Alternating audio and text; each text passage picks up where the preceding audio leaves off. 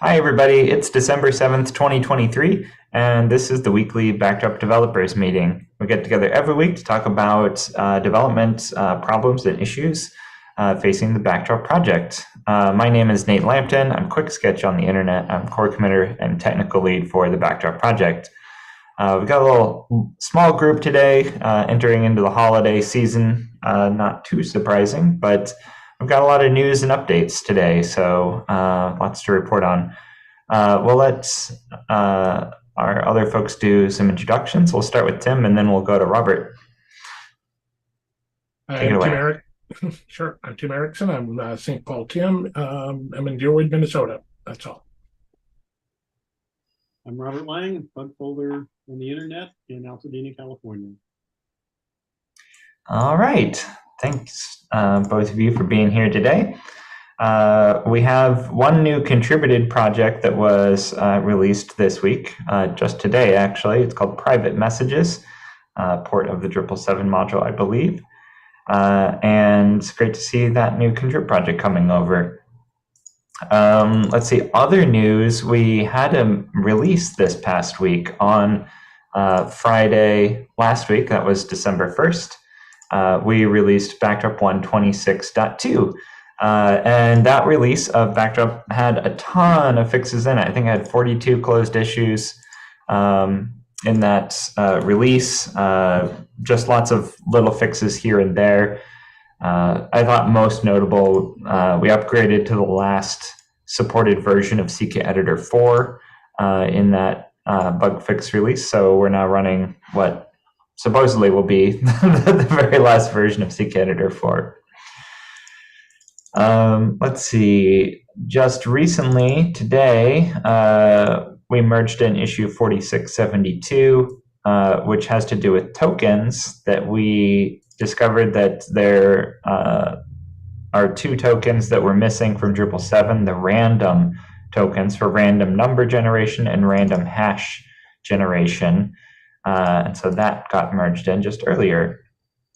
Let's see, Irina was also really happy to see that we merged in that help text pull request that just adds some text to the uninstall page to clarify that you have to disable a module before you can uninstall it, and also that uninstalling a module doesn't yet remove the module from disk. I think we have an issue for that somewhere, that we would also like project or installer module at some point to give you the option to delete modules from disk. Like if you install something through Project Browser, you should be able to delete something through Project Browser, right? And obviously that wouldn't delete core modules, but it would delete contrib modules from disk, which I think would be a very nice improvement to things and also make things consistent. But that's not yet. For now, we just added some help text saying that, how the uninstall page actually works. Let's see. I'll do a little update on, let's see, hang on. Actually, I have something that might fit in here too. Okay, yeah, I was going to talk about 127 stuff, but let's keep in the current, bug fixes and things like that. So yeah, Tim, why don't you bring up whatever topic you had? Well, mine was sort of even still related to the contrib, the release of private message. A bunch of work went into that this week, and I was really excited to see that module released. I wanted to also point out that there has been some growing interest in domain access. And there was a bit of news this week, and that somebody new came in and asked about it, said they wanted to work on it. I know RG Piano and Martin are both interested in it. I've used it on a number of sites and have sent sites to Drupal 10 because, well, I probably would have anyways, truthfully, for this project, but I didn't even consider Backdrop because of the lack of domain access. That was like a fundamental prerequisite for it. The news is that Martin has done a little bit of work in a private repo, and he did finally move that over to backdropcms.org. So we actually have there's no release, but we've at least opened a project where people can collaborate on that. And I'm feeling a little bit like this might be we had sort of an informal initiative with organic groups, where we just kind of talked about it more and pushed that forward. And I'd like to sort of suggest that we do something like that with domain access. I think the people that are currently involved in it are all pretty much saying that they can't do it alone. So if we're going to get domain access ported, we're going to need some help. So anybody who's interested in that, please raise your hand in Zulip or find the project in GitHub and let folks know that you're willing to work on that. And maybe we can talk about it from time to time during the developer meeting, just to keep it on people's radar. Is that okay? Nate's busy. Okay. Yeah, I'm putting it into the agenda that we're talking about this. So yeah. Good. I think it's one of those contrib modules that'd be really meaningful if we could get it ported. Yep. And that contrib module namespace, is that just domain, right? Domain module, but domain project and domain access is part of that? Yeah. I think you're right. The domain is the basic name. I'll look it up. But yeah. It's for the core module, but there's a whole bunch of contrib modules or, related modules out there. Yep. And what domain module does is it allows you to run multiple websites from a single backdrop instance that have different domains and different content shown on them. So that can be useful to minimize your infrastructure overhead. And also for editors, it makes it so that they can publish one piece of content to multiple sites. Right. Yeah, somebody compared it this week to multi-site. And I think the big difference between them is that domain access is meant to be one code base, one database where you can share content. So you can have the same article on whichever, you might have, I'm using it in Drupal for a site with 7 different sites, and they can, any article can go on any of those 7 sites and be managed in one place. And that's the main use case for it. And I've confirmed it is project/domain is the namespace. So that's all. Would there be any value to using that or something like it for the various backdrop.org domains, events, forum, and the docs and the like? Might make it easier to share user access, and get rid of the confusing problem people have. Say, well, I registered on the site, but I can't get to the other site. Yeah, I don't think it's quite the right situation for that, because all of those sites actually have different functionality. The event site especially being very different than backdropcms.org, and the API site or doc site also is quite a bit different than backdropcms.org. So they're actually separate for functionality reasons. And domain module is more like if all of your sites have identical functionality and shared content, then that's where it can be most valuable. But you're totally right that we have this confusing problem with our sign-in that we need some kind of single sign-on solution. Drupal.org uses Bakery, I still think, and we have a Porta Bakery, but I'm really hesitant to pursue Bakery as our solution for backdropcms.org, because Bakery was like a solution that was invented before single sign-on kind of got solved, like as a general web problem. That now there's dozens of solutions for single sign-on, and the process has been standardized. I can't quite remember off the top of my head what the acronym is. It is for it, like Simple SAML is like one. I guess SAML, is actually the name of the protocol for doing a single sign-on method. That I'd like to see us use one of those other solutions instead of Bakery to get single sign-on working. But yeah, but at least that's a little bit of a smaller problem. And like domain module is it just circumvents the problem of single sign-on because there's only one site. It looks like there's multiple sites, but there's actually only one. I think that also what happens with domain module with administrators, do they switch between sites too, or do they only use one site to then publish to all of the other ones, or is that like subjective? There are some things that you can do, just you can log into one place and do for all the sites. There are some things that it turns out it's easier to log into a different site, but you use the same login credentials, right? So and it might be that you could solve all those problems. I think in the best case, an administrator could log into one site and manage all of them. But I've found practically that the way we have it configured, at least, we occasionally have to log out and log in a different place. So, or we don't have to log out. You can be logged into three different sites at the same time. Yeah. Okay. Well, thanks for that little sidebar on domain module. You're right that would be a very valuable addition to our contributed modules. Yeah, and I just want to provide support to the people who've at least started down that path. So, anyways.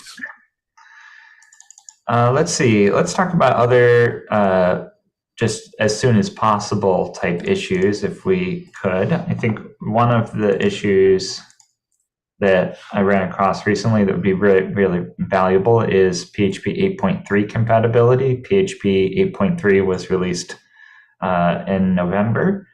It might not be widely distributed yet. You know, there's no operating systems that are including 8.3 out of the box quite yet.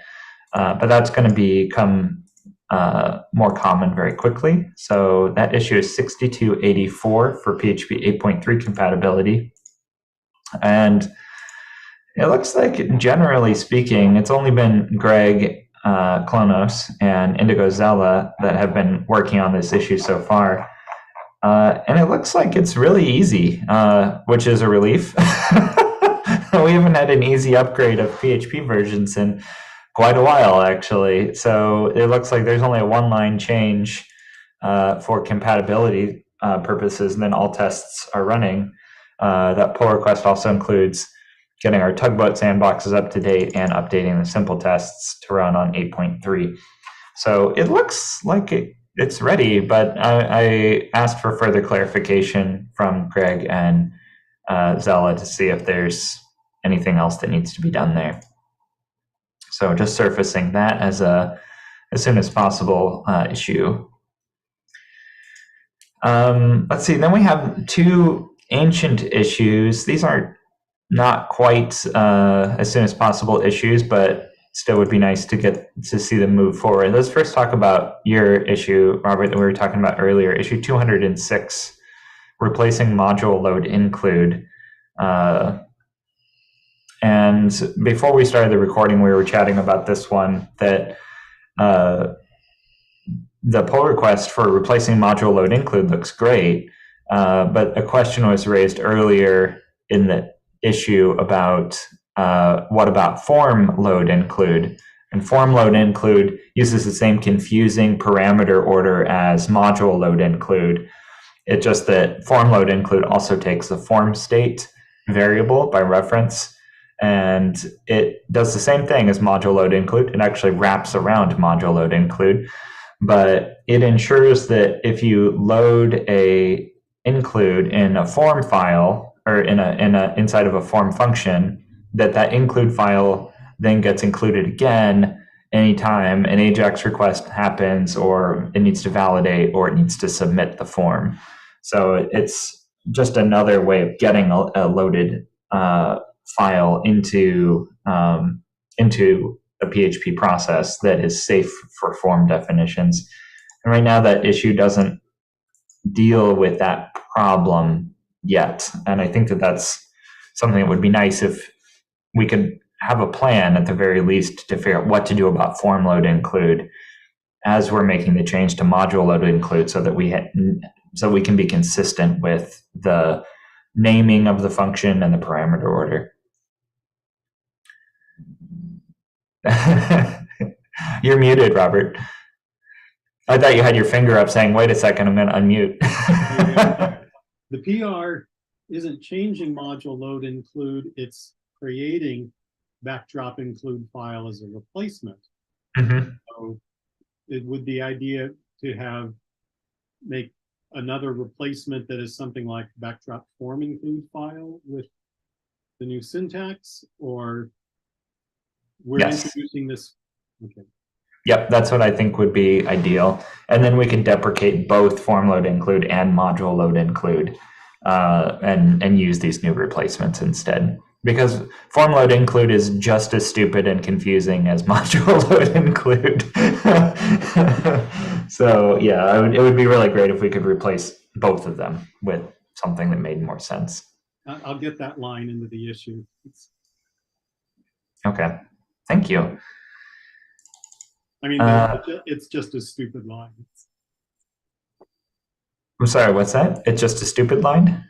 No, I mean, I'll make sure that to add into the issue the line, it's just as stupid as. Oh, yes, yeah. Form load include, just as stupid as module load include, totally. Okay, yeah. But then I will summarize this little bit into the discussion. Great, thank you.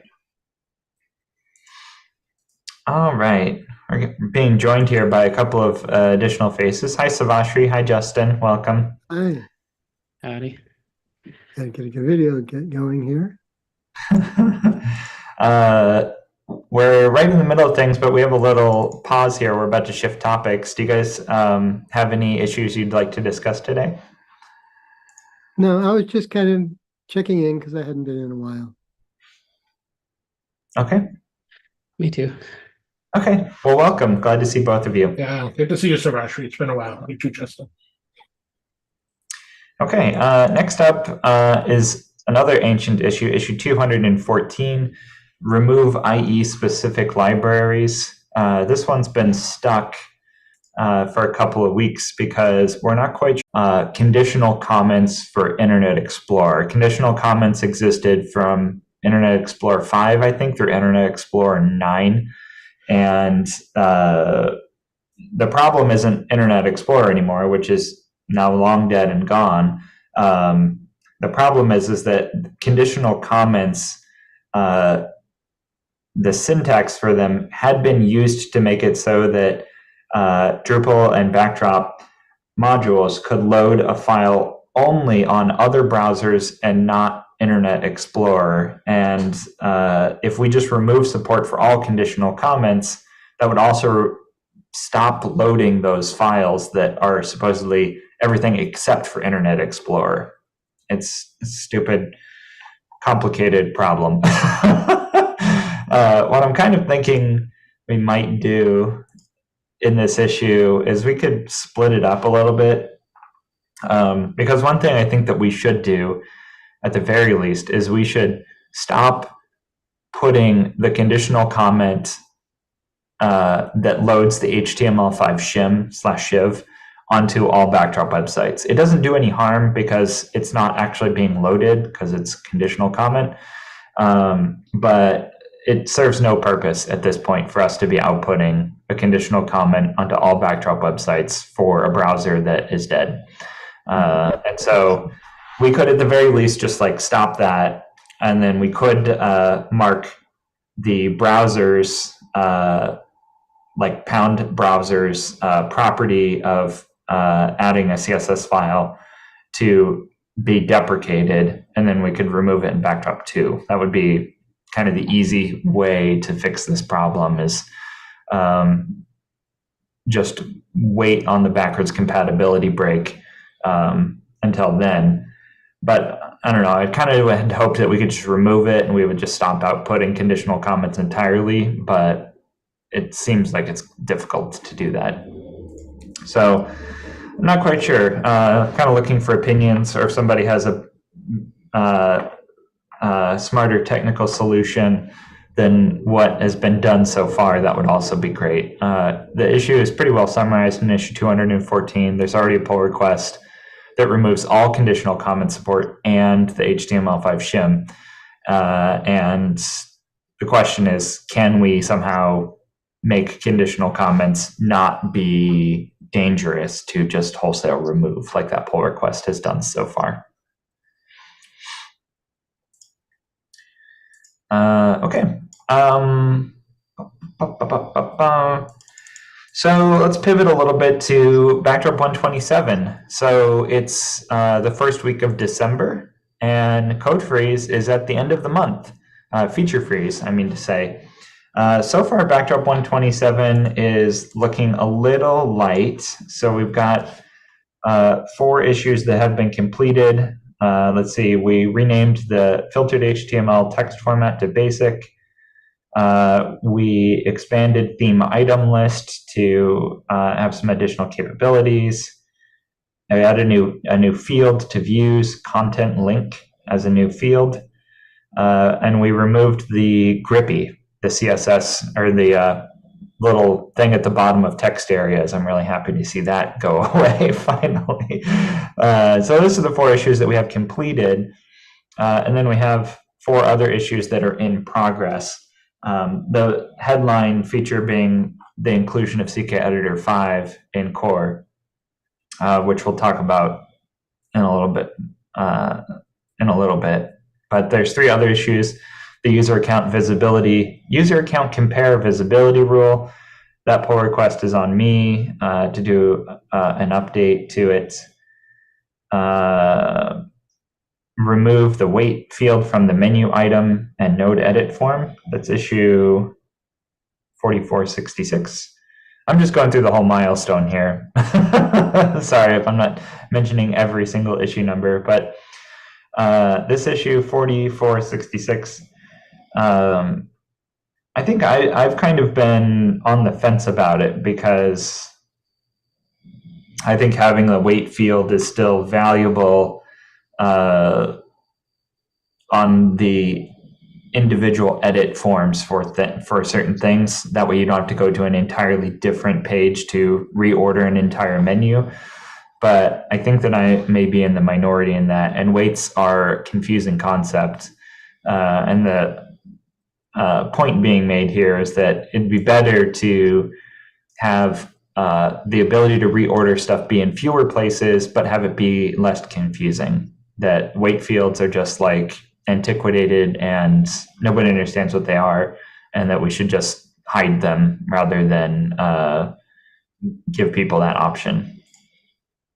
It's a valid viewpoint. I haven't looked at this issue before. I'll take a look. Where's the best example to see this in? So on the pull request, there's a sandbox there. Let me see if it's actually still active.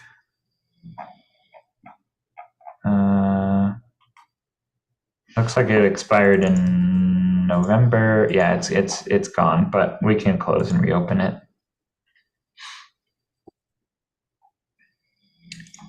And new sandbox, here we come. Anyway, now there will be a new sandbox coming shortly. But the 2 places that you'll see it on is the node edit form. So if you check the checkbox for add a menu item, or if you just add node add page, which adds a menu item by default, it lets you choose a menu and a parent item, but it hides the field for weight. So previously was a drop-down select list that said like -20 through +20 or some range similar to that, and it just takes it away. So when you're adding a new menu link, you can't actually position it. You have to go over to the menu page to actually order it.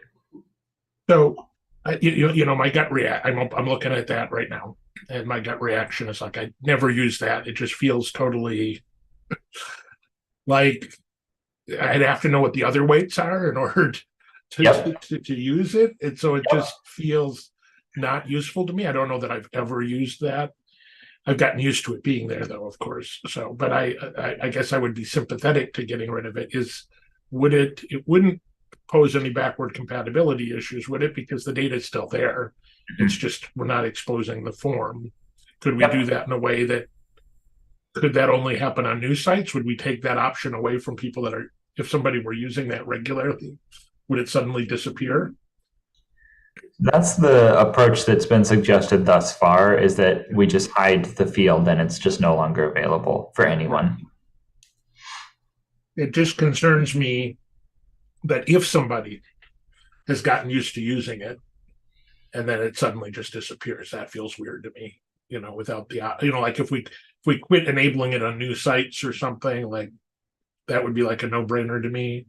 Or if there was a way that if it became a configuration, like you could turn it off, and then on new sites we just had it off by automatically, but on existing sites it stayed there. But it feels weird to me that a field would just disappear, short of a major release. Yeah. Yeah. This option would be super obscure, though. I feel like. So that's why I would think that this might be a situation where it would be better for us to just make a decision. Yeah. Then I wouldn't go to I wouldn't die on that hill, like fighting against it. If it's probably pretty safe to get rid of. Yep. Yeah, we could also kick it to contrib as a problem to solve, that if you wanted your weights back, you could form alter them back in or something. Well, I would feel better if there were like a module available, which maybe it's not that hard to do, like right away. So we could, in the release note, say, if for some reason you're missing this, here's your contrib module. Yeah, that would pacify my concerns, because then there would be an option to go back for people that wanted it. I think that in the past I'd also kind of framed it as an accessibility thing, that giving people weights allows them to use the not drag and drop interface, which, although the drag and drop interface is keyboard accessible, my past experience from people that are keyboard users have found that using the drag and drop functionality with the keyboard can be confusing, because oftentimes they use the arrow keys to move the cursor, and you have to switch out of use the cursor with the arrow keys mode into just use the arrow keys mode in order to use the keyboard to actually adjust the menu positions. So, having the menu weights allows keyboard users to click on a link and hit edit, and then they can just change the weight, one down or something like that. And that provides them an obvious way, putting that in air quotes, to change the weight that doesn't require the use of a mouse. But yeah, I think that I might be kind of on the losing side of that. That if we can make it so that keyboard support is more clear or more documented, then it's definitely easier, even using the keyboard, to move a weight, to move an item up or down one. Well, Nate, have you seen the issue that came up today about weights and layouts? No, I haven't. Okay. So somebody did a forum. So this may be completely unrelated, or it may not be.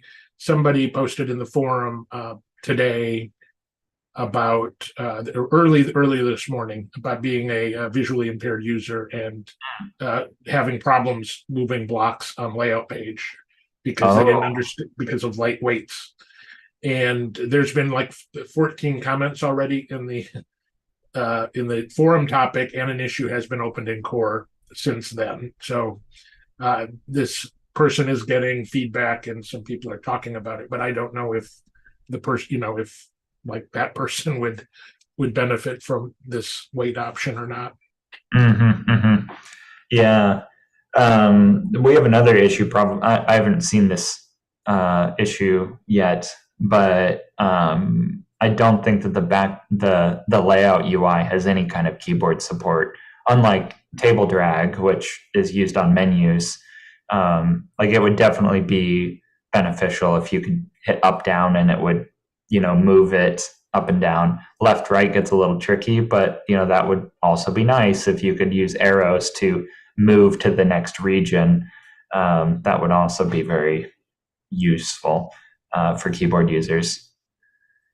Now, I'm just really quickly sharing my screen. This is it. How do I define weight block in a layout? And this was the original question. And as I said, there's been a whole big discussion. Martin into Gozella, and Jen have all replied. That's great. think, but it's really funny that this is actually, yeah. that's almost exactly what I was saying. That's like having a weight field can be useful. And this was literally today at 1:37 a.m. How about that? Oh boy. So we may have a parallel issue that the first thing we do is actually add weight in another place. Interesting. Well, that's super relevant to this issue then, because that really kind of reinforces my opinion about that. Okay. Okay, let's see. Let's move on though. We only got 15 minutes. We've also got issue 5090, which is replace the more or less toggles with the details HTML elements on things like the modules page and the permissions page. Robert, are you involved in this issue by chance? Yes. I mean, Greg is the PR owner, but I've been nagging him to try to get it through. Let's see, where are we at right now?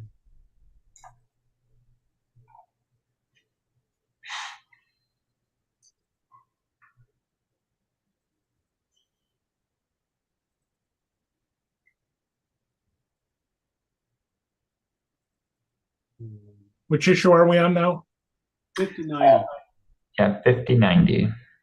Yeah. So this creates a details element, which is actually kind of used in two places. One is just as a replacement for a field set, because details is now the preferred HTML. I guess it's an HTML5 element for that sort of thing. But we've also added functionality so that you can create toggleable more or less information sections. And so this PR sets that up, but also goes through and finds a whole bunch of places in core where we've implemented one-of-a-kind JavaScript solutions for that more or less, and changed it to use this details element. So that they'll all use the common details element, so it brings commonality to the existing things in core, but it also gives a nice little toolkit for ways we can easily add more expandable help. And so for like one possible use case was we just did this uninstall help text, and there was a lot of discussion about, well, we don't want to make this thing too long, but we do want to have explanation, and that's a more or less toggle is a good solution. And when we get to the cases where you do want to have more helpful where you give a minimum amount of text but make it expandable for people who need a little more explanation. So yeah, this would be really great to get in. So is this something you would have used for your layout help text, but didn't have available? It's Robert? actually it's actually being used on the layout page, Right. Under paths. So there was there used to be bespoke JavaScript to create that expandable section, and part of this PR is replacing it with this details link. Oh, so is this feature already in core, and then this is going back and replacing, sort of getting other places to use it? It's creating the element so that in the several places in core Right. where we do something like this, Right. we Okay. can use this element rather than little bits of code sprinkled throughout core, each of those places. Okay, thank you. Yeah, I think that's a great set of changes. Greg has been bringing this up in the UX meeting just about every time. He's really looking for whatever help he needs. Yeah, it looks like it's on him right now to do an update, but it looks like anybody could come in here and help because there's some conflicts that need to be resolved, probably around spelling stuff, because we've been doing a lot of spelling typo fixes. Yeah, looks great though. So this one's a good candidate for 127 for sure. And then lastly, we've got CKEditor 5. But before I get into that, I'm also curious, plus I want to just put out some solicitation here. It's a great time to look for any of those like 127 issues that you'd like to see pushed forward and get into the next release. I know almost always this last month before Feature Freeze is our most active period of development because people like to be able to see that their changes are going to be coming out in just a couple of weeks. So we're only 5 weeks away from the release, for example, of 127. So if there are issues that you'd like to see new features for the next release, now is a great time to be putting in time to promote those. Even if you can't see one through, it's a great time to mark something as a milestone candidate minor, and then see if you can get a second on that to move it into the 127 milestone, just so that it starts getting more eyeballs on it during meetings like this, for example. Okay, so yeah, just to open call. Any issues you want to move into the 127 milestone, now's a great time. So let's move into CKEditor 5 and the status of that. Let me pull up the notes here. So blog post, I'm working on a blog post that outlines the whole process, what's happening right now with what's in Contrib, what's in core, when things are going to be available, and how to upgrade your site. So I'm working on putting that together, and once that's together, it'll be published on backdropcms.org, and then we may promote it through the news block and other channels. We've had a little bit of progress on the upgrade path from CKEditor 4 to 5. There's an issue in the CKEditor 5 Contrib module queue, issue 104, that provides an upgrade path user interface for people moving from CKEditor 4 to 5. It's pretty simple in what it attempts to do, that when you go to configure a CKEditor 4 text format, it puts a message at the top of the page saying, this text format can be upgraded to CKEditor 5. You click on it, it takes you to a confirmation form that warns you of potential consequences, but then you click submit and it converts your toolbar configuration from CKEditor 4 to CKEditor 5 and saves the text format, and that text format is now converted from one to the other. It does not provide any kind of reverting ability to go backwards from 5 to 4, but it does make the suggestion that you can back up the text format configuration file, since just one file that's being modified. If you want to go backwards, you can restore that file. So that's kind of the rollback process, is just undo that configuration files changes. And for a simple, just give me a way to back everything up, the help text actually suggests just do a full site backup. And if you don't like the way it works, do a full site config restore. So that issue is coming along well. And there's also a core issue that was surfaced, issue 6203, that Indigo Zella flagged, that is not necessarily a blocking core issue, but it's an unexpected behavior that has come up when we have both CKEditor 4 and 5 at the same time. They can conflict with each other when switching between them. And 6203 resolves this problem where text format or editor settings are leaking between different editors. And that demonstrates itself in CKEditor 4 and 5, and that the toolbar configurations are different. And if you switch from one to the other in the user interface, it can cause the settings to collide and throw errors.